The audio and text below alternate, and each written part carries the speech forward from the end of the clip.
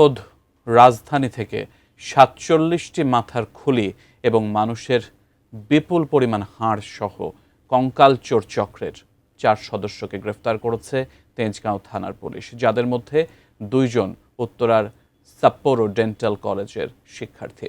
আবার তাদেরই একজন এ চক্রের হোতা বলে জানিয়েছে পুলিশ।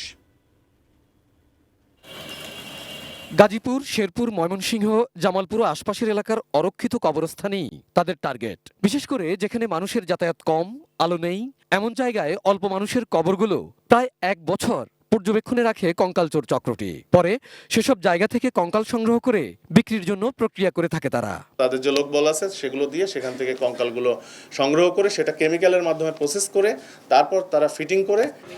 কাজী জহুরুল ইসলাম নামে এ চক্রের এক সদস্যকে তেজগাঁওয়ের মণিপুরি পাড়া থেকে পুরো একটি কঙ্কাল সহ সোমবার রাত ২টার দিকে আটক করা হয়। উত্তরার সাপ্পোরো ডেন্টাল কলেজের শিক্ষার্থী তিনি। পরে তার দেয়া তথ্যে তেজগাঁও কলেজের সামনে থেকে আবুল কালাম আজাদ এবং আসাদুল মুন্সিকে ২টি কঙ্কাল সহ আটক করে পুলিশ। প্রাণঘি মানেও ঘ্রাণে যে কোনো খাবারই আনে ঐতিহ্যের অতুলনীয় স্বাদ। প্রাণঘি ঘ্রাণেই পরিচিত।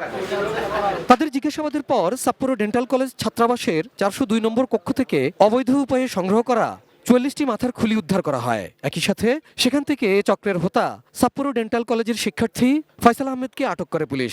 আবুল কালাম আজাদকে পেয়েছিলাম তেজগাঁ কলেজের সামনে, তার পিসিপিআর দেখলাম তার নামে ২১টি মামলা রয়েছে। কঙ্কাল চুরির যে ধারাটি, এই একই অভিযোগে অভিযুক্ত ছিলেন ২০০৯ সালে।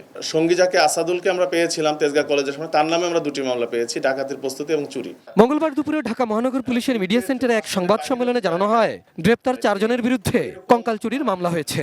চক্রের সদস্যরা মাঠ পর্যায় থেকে ৬-৭ হাজার টাকায় এক একটি চুরির কঙ্কাল কিনে অনলাইনের মাধ্যমে তা ১৫-২০ হাজার টাকায় বিক্রি করে থাকে।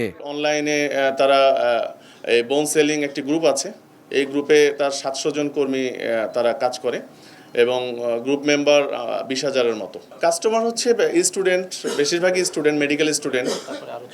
আরও অন্যান্য চক্র আছে যারা কম দামে কিনে বেশি দামে বিক্রি করবে। সাংবাদিকদের প্রশ্নের জবাবে পুলিশের পক্ষ থেকে জানানো হয়, কোনো পরিবার চাইলে ডিএনএ টেস্ট করে কঙ্কাল ফেরতের ব্যবস্থা নেওয়া হবে। ডিএনএ প্রোফাইলিং করা কিংবা এটি। Abul Kalam Azad, ATN news, Dhaka.